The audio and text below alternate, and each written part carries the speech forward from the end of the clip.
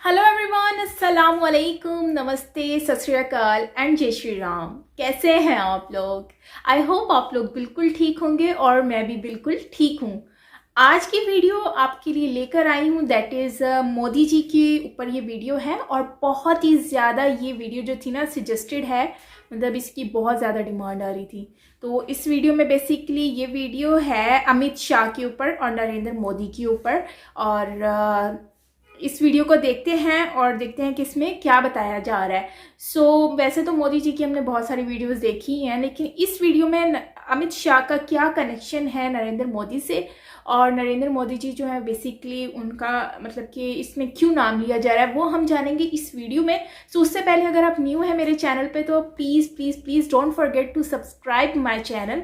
Subscribe कर दो यार, सब्सक्राइब कर दो और बेल आइकन को प्रेस कर देना ताकि न्यू वीडियो आपको मिलती रहे। चलते हैं अपनी वीडियो की तरफ और रिएक्शन देते हैं। Let's start.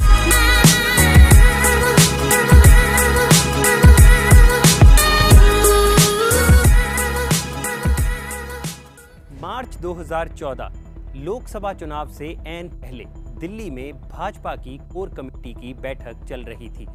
इस बैठक के कई मुद्दों में से एक मुद्दा ये था कि भाजपा के पीएम उम्मीदवार नरेंद्र मोदी को किस जगह से चुनाव लड़वाया जाएगा। इस पर भाजपा के तत्कालीन अध्यक्ष राजनाथ सिंह ने सुझाव देते हुए कहा कि नरेंद्र मोदी को बिहार के पटना से चुनाव लड़ाना चाहिए। तभी बैठक में एक सधी हुई आवाज ने इस सुझाव पर असहमति जताते हुए कहा कि नरेंद्र मोदी यूपी से चुनाव लड़ेंगे। राजनाथ सिंह ने उस शख्स के सुझाव को नकारते हुए कहा कि वो भाजपा के अध्यक्ष हैं और वो यूपी से चुनाव लड़ते आए हैं। नरेंद्र मोदी को किसी और जगह से चुनाव लड़ना चाहिए। लेकिन उस शख्स ने राजनाथ सिंह के सुझाव की ओर ध्यान भी नहीं दिया और बैठक को अगले मुद्दे की ओर बढ़ा दिया गया। बैठक खत्म होने के बाद उस शख्स ने जाते जाते राजनाथ सिंह को फिर से उस सुझाव पर गौर करने के लिए कहा। वो शख्स आमतौर पर किसी भी तरह का समझौता करने का आदी नहीं था और ये उसका कोई दंभ भी नहीं था। वो पहले से इस बात का निष्कर्ष निकाल चुका था कि अगर यूपी में जाति और धर्म के जाल को काटना है तो पीएम उम्मीदवार नरेंद्र मोदी को यूपी से ही चुनाव लड़वाना होगा। लेकिन उस शख्स के बार बार कहने पर राजनाथ सिंह को इस बात के लिए राजी होना ही पड़ा और इस तरह नरेंद्र मोदी ने यूपी के वाराणसी से चुनाव लड़ा। उसके बाद क्या हुआ ये पूरा देश जानता है। न मुझे किसी ने भेजा है न मैं यहाँ आया हूँ, मुझे तो माँ गंगा ने बुलाया है। लेकिन वो शख्स आखिर था कौन? वो थे भारतीय राजनीति के चाणक्य कहे जाने वाले अमित शाह। वो अमित शाह जिन्होंने मोदी को पीएम मोदी बनाया। वो अमित शाह जिनके काल में भाजपा ने जीत के सारे रिकॉर्ड तोड़ डाले। वो अमित शाह जिन्होंने भाजपा के मेंबर्स की संख्या 2 करोड़ से 11 करोड़ तक पहुंचा दी।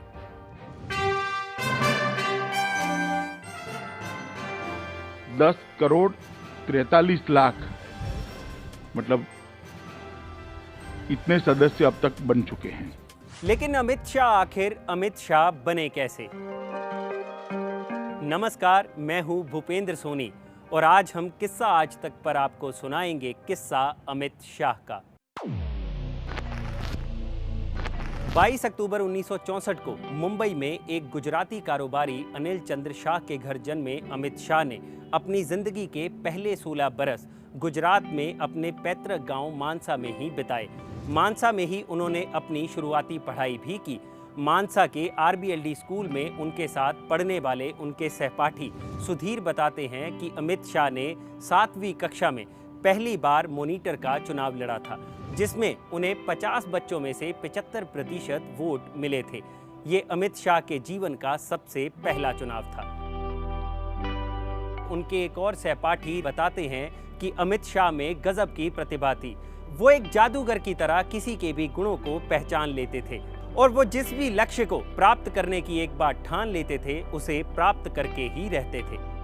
खैर 16 साल की उम्र में अमित शाह मानसा से अहमदाबाद आ गए, जहां उन्होंने आरएसएस ज्वाइन कर ली और आरएसएस की ही एक इकाई एबीवीपी यानी अखिल भारतीय विद्यार्थी परिषद के साथ जुड़कर काम करना शुरू कर दिया। और महज 2 साल में ही अमित शाह को एबीवीपी की गुजरात इकाई का संयुक्त सचिव बना दिया गया। 1980 का दशक शाह की जिंदगी के लिए काफी मायने रखता है। यही वो दशक था जिसमें शाह ने अपनी धार्मिक और राजनीतिक जमीन तैयार करनी शुरू की थी। आरएसएस के साथ साथ उस वक्त शाह का झुकाव एक संत की तरफ भी था, जिनका नाम था स्वामी वामदेव। पश्चिमी यूपी के रहने वाले वामदेव दशनामी परंपरा के संत थे। वामदेव उन 5 महंतों में से एक थे जिन्होंने अयोध्या में राम मंदिर के लिए सबसे पहले मुहिम छेड़ी थी। अमित शाह ने वामदेव से ही हिंदुत्व के सारे गुण सीखे हैं। वामदेव के ही कहने पर अमित शाह ने पहली बार साल 1986 में हरिद्वार में हुए कुंभ में हिस्सा लिया था।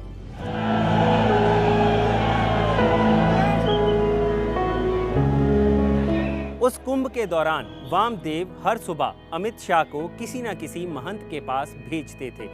अमित शाह उस महंत के पास जाते और उनके साथ कुछ समय बिताते।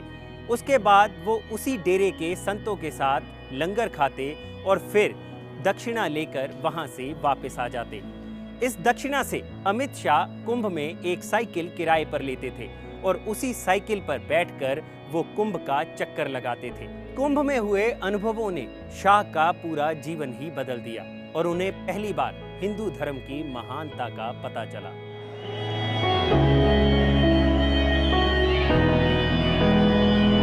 नरेंद्र मोदी और अमित शाह की पहली मुलाकात अहमदाबाद में संघ की शाखा के दौरान हुई। वो था साल 1980। लेकिन नरेंद्र मोदी और अमित शाह में दोस्ताना पनपना शुरू हुआ साल 1987 में, जब दोनों ने आरएसएस से बीजेपी में कदम रखा। ये वो वक्त था जब साल 1986 में लाल कृष्ण आडवाणी को भाजपा का राष्ट्रीय अध्यक्ष बनाया गया था और इसके बाद आरएसएस ने अपने वर्करों को भाजपा में ज्वाइन करवाना शुरू कर दिया था। नरेंद्र मोदी और अमित शाह में एक समानता थी, वो दोनों लीग से हटकर सोचते थे और यही बात उन्हें बाकी आरएसएस वर्करों से अलग करती थी। शाह को पहला ब्रेक थ्रू मिला साल 1991 में, जब उन्हें गांधीनगर से चुनाव लड़ रहे लाल कृष्ण आडवाणी की कैंपेन का जिम्मा सौंपा गया। उस वक्त तक अमित शाह और नरेंद्र मोदी में गहरा दोस्ताना हो चुका था और अब तो लाल कृष्ण आडवाणी का हाथ भी उनके सर पर था। साल 1995 में भाजपा ने जब पहली बार गुजरात में सरकार बनाई, उसमें भी नरेंद्र मोदी और अमित शाह ने अहम भूमिका निभाई थी।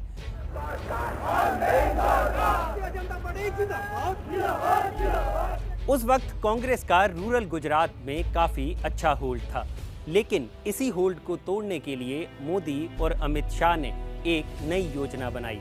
उन्होंने हर गांव में मुखिया के बाद दूसरे नंबर का प्रभाव रखने वाले इंसानों को जोड़ना शुरू कर दिया। ऐसे में इन दोनों ने 8000 के करीब ऐसे लोगों का नेटवर्क तैयार किया जो गुजरात के गांवों में मुखिया का चुनाव हार चुके थे। उनकी इसी स्ट्रेटजी ने गुजरात में पहली बार भाजपा को सत्ता में बैठा दिया।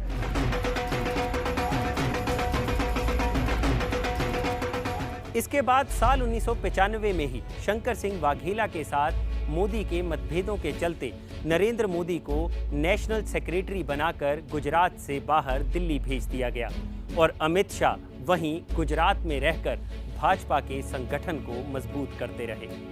अमित शाह ने सक्रिय राजनीति में कदम रखा साल 1997 में, जब उन्होंने गुजरात की सरखेज सीट से अपना पहला विधानसभा चुनाव लड़ा। कहा जाता है कि अमित शाह को टिकट दिलवाने में मोदी का काफी बड़ा योगदान था, लेकिन अमित शाह भी मोदी के पीछे कंधे से कंधा लगाकर हर जंग में उनके साथ खड़े रहे। साल 1998 में जब केशुभाई पटेल दोबारा गुजरात के मुख्यमंत्री बने और उन्होंने मोदी से कन्नी काटनी शुरू कर दी, तब भी अमित शाह अकेले ऐसे नेता थे जो नरेंद्र मोदी के पीछे इस जंग में चट्टान बनकर खड़े रहे। वो अकेले ही मोदी के लिए गुजरात में सकारात्मक माहौल तैयार करते रहे, जिसके चलते साल 2001 में नरेंद्र दामोदर दास मोदी पहली बार गुजरात के मुख्यमंत्री बने।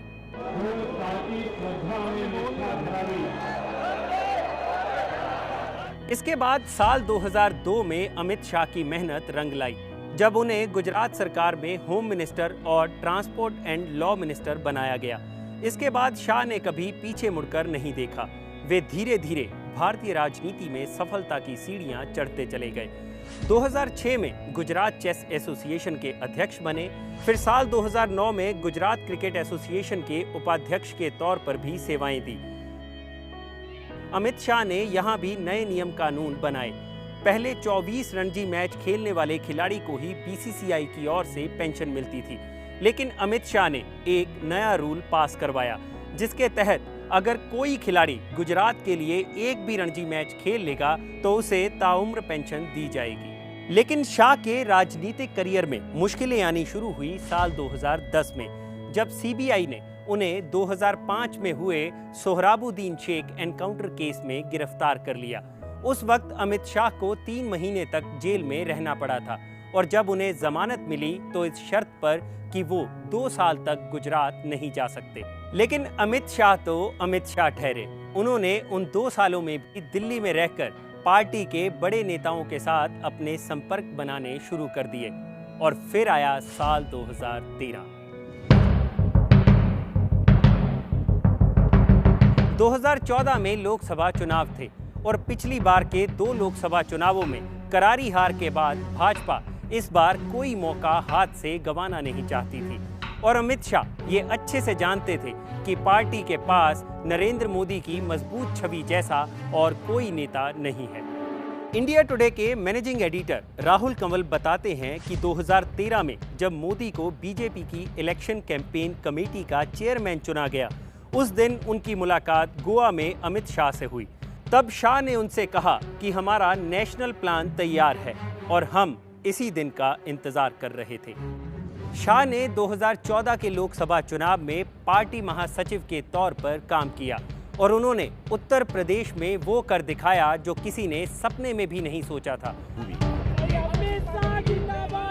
उस चुनाव में यूपी ने भाजपा की झोली में 80 में से 73 लोकसभा सीटें डाल दी। 80 में से 73 सीटों पर हमने लीड बनाई है, जिसके चलते 2014 के लोकसभा चुनाव में भाजपा अकेले अपने दम पर 282 सीटें जीतने में कामयाब रही, और नरेंद्र मोदी ने देश के 15वें प्रधानमंत्री के तौर पर शपथ ली। मैं नरेंद्र दामोदर दास मोदी ईश्वर की शपथ लेता हूं। असल में शाह ने 2014 के चुनाव में टेक्नोलॉजी का भरपूर प्रयोग किया। उन्होंने सोशल मीडिया पर वोटरों को पकड़ने के लिए लखनऊ कार्यालय की काया ही पलट दी। शाह ने एक आईटी सेल का गठन किया, और बीजेपी के इस वॉर रूम में एक कॉल सेंटर भी बनाया गया, जिससे पार्टी के कार्यकर्ता मिस्ड कॉल देकर कार्यक्रमों की जानकारी लेते थे। और इस सेंटर के जरिए भाजपा ने 20,000 से अधिक नए कार्यकर्ताओं को भी जोड़ लिया। इस वॉर रूम को चलाने में मदद करने के लिए आरएसएस से आने वाले सुनील बंसल ने बताया कि अमित शाह ने साफ कह दिया था कि पार्टी वर्करों को अपनी बात सुनाने के लिए घंटों नेताओं का इंतजार ना करना पड़े। इसके लिए बूथ लेवल पर कार्यकर्ताओं को फोन दिए गए, जिनसे रोज शाम को रिपोर्ट लेकर बंसल को दी जाती थी, और आगे बंसल वो रिपोर्ट अमित शाह को रोजाना देते थे। इसके जरिए ही कार्यकर्ताओं को चौकस रखने में मदद मिली, जिससे भाजपा ने यूपी के आम वोटरों तक अपनी पहुंच बना ली। 2014 में ही अमित शाह ने बैकरूम से निकलकर फ्रंट पर खेलना शुरू कर दिया, और महज 49 साल की उम्र में अमित शाह बीजेपी के सबसे युवा अध्यक्ष बनकर उभरे। शाह के बीजेपी अध्यक्ष बनने के साथ ही आरएसएस के काडर की बीजेपी में एंट्री होनी शुरू हो गई, फिर चाहे वो आरएसएस के कृष्ण गोपाल हों या फिर राम माधव। अमित शाह ने इस बात को सुनिश्चित किया है कि भाजपा और संघ में तालमेल बना रहे। शाह ने 2014 के बाद इस बात को सुनिश्चित करने की कोशिश की कि पार्टी में ज्यादा उम्र के नेताओं को धीरे धीरे रिटायरमेंट दी जाए और नई युवा ड्रीम टीम तैयार की जाए। शाह कड़े फैसले लेने से कभी पीछे नहीं हटते, जिसकी पहली मिसाल देखने को मिली साल 2014 में हुए हरियाणा और महाराष्ट्र विधानसभा चुनावों में, जहां शाह ने भाजपा को क्षेत्रीय पार्टियों महाराष्ट्र में शिवसेना और हरियाणा में हरियाणा जनहित कांग्रेस से अलग होकर चुनाव लड़ने का फैसला लिया। और दोनों राज्यों में पहली बार बीजेपी की सरकार बनी। इसके बाद अमित शाह और मोदी की जोड़ी का करिश्मा बादस्तूर जारी रहा। उधर साल 2016 में अमित शाह को सोहराबुद्दीन एनकाउंटर केस में सुप्रीम कोर्ट से क्लीन चिट भी मिल गई। साल 2017 में अमित शाह को यूपी विधानसभा चुनाव की कमान भी सौंपी गई और रिजल्ट तो जैसे पहले से ही हर कोई जानता था। मोदी जी को लाने वाले हैं। भाजपा ने उस चुनाव में 403 में से 312 सीटें हासिल की और यूपी में अपनी सरकार बनाई। अमित शाह के नेतृत्व में भाजपा धीरे धीरे एक एक किला जीतती चली गई और अमित शाह के ही काल में भाजपा और उसके सहयोगियों ने 21 राज्यों में अपनी सरकार बनाई। ये करिश्मा भाजपा ने इससे पहले कभी नहीं किया था। इस बार जब 2019 के लोकसभा चुनावों में शाह ने भाजपा के लिए अब की बार 300 पार का नारा दिया तो ज्यादातर लोगों ने इसे चुनावी जुमला ही समझा। लेकिन अमित शाह ने इन चुनावों में भी ऐसी रणनीति तैयार की कि उन्होंने पूरे देश में कांग्रेस और यूपी में महागठबंधन की हवा निकाल दी और जब 2019 के लोकसभा चुनावों का नतीजा सामने आया तो भाजपा ने 303 सीटें जीतकर इतिहास रच दिया और इस तरह अमित शाह का अब की बार 300 पार का नारा भी साकार हो गया। अमित शाह चुनावी मैदान में भी इस कदर खेलते हैं कि उनके विरोधी भी उनकी सराहना किए बिना नहीं रह पाते। यही कारण था जब 2019 के चुनावों के नतीजे आए तो उसके बाद जम्मू कश्मीर की मुख्यमंत्री रही महबूबा मुफ्ती ने ट्वीट कर नरेंद्र मोदी को जीत के लिए बधाई दी और साथ में ये भी लिखा कि वक्त आ गया है जब कांग्रेस को भी एक अमित शाह की जरूरत है। नरेंद्र मोदी के लिए जीत का हर रास्ता खोलने वाले अमित शाह उनके साथ अपने रिश्ते को काफ़ी सरल और व्यवहारिक रखते हैं। यही कारण है कि जब अमित शाह से उनके और नरेंद्र मोदी के रिश्ते को लेकर पूछा गया तो उनका जवाब था कि अगर मैं नरेंद्र मोदी का हर काम करने में सक्षम हूं तो मैं उनका बेस्ट मैन हूं और अगर कोई मुझसे भी अच्छी तरह से उनका काम करने में सक्षम है तो वो उनका बेस्ट मैन है। इसमें कुछ भी पर्सनल नहीं है। अगर आपको हमारा ये किस्सा पसंद आया तो इसे लाइक, शेयर और कमेंट करना मत भूलिएगा और YouTube पर सर्च कीजिए किस्सा आज तक और देखिए हमारे ऐसे ही और रोचक किस्से।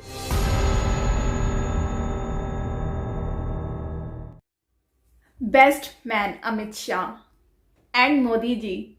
बीजेपी में मोदी जी और अमित शाह की जो जोड़ी है वो स्टार्टिंग से ही एक मतलब कि स्ट्रगल करने वाली जोड़ी, जिन्होंने स्टार्टिंग से ही एक साथ स्ट्रगल किया मेहनत करके इतनी सारी चीज़ों को फेस करने के बाद 2001 से इनका जो मेन जो था ना वो 2001 से इनका स्टार्ट हुआ मेन कैरियर, मतलब कैरियर कह सकते हैं इनकी सर्विसेज टुवर्ड देयर कंट्री।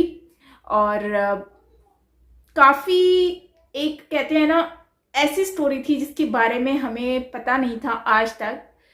आप भी बहुत सारे ऐसे लोग होंगे जिनको नहीं पता होगा और बहुत सारे ऐसे भी लोग होंगे जिनको पता होगा। तो इस वीडियो से मुझे अमित शाह के बारे में पता चला है कि उनकी बेसिकली स्ट्रगल क्या रही है और उनका रिलेशन मोदी जी के साथ कैसा है और क्या क्या मोदी जी के साथ उन्होंने स्ट्रगल की है आज तक। सो हम एक ये भी कह सकते हैं कि मोदी जी का बेस्ट और वेल विशर जो है अमित शाह है और अमित शाह के वेल विशर जो है वो मोदी जी हैं। सो बेसिकली ये दोनों ही मुझे ऐसे लगते हैं जैसे कि भाई हूँ आपस में। सो इनका लुक भी फेस लुक भी सेम टू सेम वैसा ही लग रहा है। और दूसरा ये है कि इनकी बाउंडिंग जो है वो इतनी कोई स्ट्रॉन्ग लग रही है कि कोई भी आकर इनकी बाउंडिंग को तोड़ नहीं सकता और ये दोनों ही एक दूसरे के वेल विशर हैं। सो जैसे कि उन्होंने कहा कि जो मोदी जी के लिए अच्छा करता है तो वो उनका वेल विशर है। सो जाहिर सी बात है जब एक अच्छा दोस्त होता है वो हमेशा से यही चाहता है कि वो उसका जो साथी है वो हमेशा खुश रहे, उनका अच्छे से अच्छा हो, ऊपर से ऊपर जाए। तो कुछ लोग होते हैं वो ये समझते हैं कि शायद इनके अंदर कोई खिचड़ी बन रही है या कुछ कहानियाँ चल रही हैं, जो लास्ट में इन्होंने कहा। तो आपका क्या रिलेशन है। सो पर्सनली ऐसा कुछ नहीं है, उन्होंने इसका आंसर दिया। सो बेसिकली मोदी जी की जो लाइफ है वो उसमें अमित शाह का बहुत ज़्यादा रोल है, जिसमें मोदी जी को हेल्प भी किया है और सारी चीज़ें। और जो बेसिकली मोदी जी हैं उनको बीजेपी में आने में कितनी स्ट्रगल करनी पड़ी या कितने काम उनको करने पड़े हैं, और उन वाराणसी से वो जीते, उन्होंने वाराणसी से जीते और वहाँ से लोगों ने उनको सिलेक्ट किया। उसके बाद वो स्टेप बाय स्टेप जो हैं वो ऊपर आते गए, और उसके बाद फिर मतलब कि इनको जो प्राइम मिनिस्टर बनाया गया। और आज इनको मतलब कि शायद इनको उस वक्त इन्होंने सोचा भी नहीं होगा कि ये 2021 में एक इतने कामयाब तरीन प्राइम मिनिस्टर होंगे कि उनको पूरी इंडिया सलाम करेगी और पूरी इंडिया उनकी मतलब कि वेल विशर होगी। और ये सच है कि इंडिया के जो लोग हैं वो अमित शाह और नरेंद्र मोदी जी जो हैं उनको इतना सारा प्यार देते हैं, इतना रिस्पेक्ट देते हैं। सो इस चीज़ को देखकर मुझे खुशी होती है, क्योंकि नरेंद्र मोदी जी जो हैं इंडिया की चॉइस बहुत अच्छी है इंडिया के लोगों की, और उन्होंने बहुत सोच समझ कर इस तरह का स्टेप उठाया, अपना वोट को सही से यूज़ किया और बेस्ट जो एक होता है उनका प्राइम मिनिस्टर उनको लेकर आए। और आज उनकी वजह से काफ़ी चीज़ें जो है ना इनको देखनी पड़ रही हैं, मतलब कि जैसे डेवलपमेंट हो गई और कंट्री की हर अच्छी से अच्छी चीज़। इसीलिए तो लोग कहते हैं मोदी जी है तो हर चीज़ पॉसिबल है। सो इसका इतना सा वर्ड का मतलब बहुत बड़ा निकल आता है। So no doubt Modi ji को जितनी प्रोटोकॉल मिलती है, जितना प्यार मिलता है, जितनी रिस्पेक्ट मिलती है, ना सिर्फ इंडिया में बल्कि पूरी दुनिया में इनको इतना पसंद किया जाता है, ये उन्होंने कभी सोचा भी नहीं होगा कि इतना ज़्यादा जो है मुझे प्यार मिलेगा। और कहीं ना कहीं इसमें लोगों का भी मतलब कि दुआएं हैं, और मोदी जी के अपनी जो वालदा हैं उनका भी प्यार है, उनकी दुआएं हैं, जिसकी वजह से आज जो हैं वो इतने बड़े मुकाम पर हैं कि पूरी दुनिया उनसे इतना प्यार मोहब्बत करती है। और काफ़ी